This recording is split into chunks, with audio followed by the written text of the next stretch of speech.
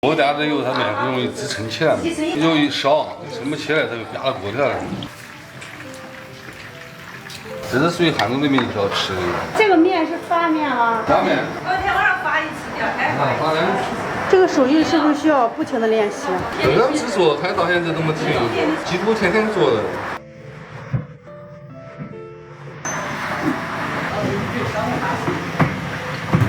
这个是因为手是琢磨出来的嘛。我看你这速度好快啊！这是经过长时间的锻炼出来的嘛。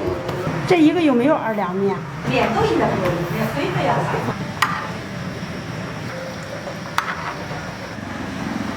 说这么多油，为什么还叫锅贴啊？油和水在一起混合了。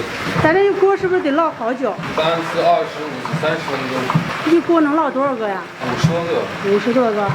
蒸熟就是在捂一些，捂一会儿以后，那个锅水比较透。就是底下是锅巴，里边是虚的，是吧？啊。你咋拿着盆来了？第一个是人家预定好的。大概在他家拿过多少年了？这我啊，拿了1年多了，哎，有1年多了。都这一坨坨他的最好。就是他这最出名了，是吧？我看天不亮就来买哈。味道也好，整的也透。说起这个早点，锅贴在汉中早点这个地位就是扛把子。我刚开始以为一说锅贴，我以为就是中间夹着馅儿，然后烙的跟饺子一样那种，就是传统的锅贴。结果它这个锅贴不是，它是这样的。大家近的看一下，它这个就是这样一个椭圆的形状，底下烤得很焦。我这个因为是刚出锅的，所以特别的焦，里边有馅儿。这个锅贴呢，它在汉中的历史也比较长了，说是解放前都已经有这个锅贴。现在我来尝一下，这一个这么大是1块5毛钱。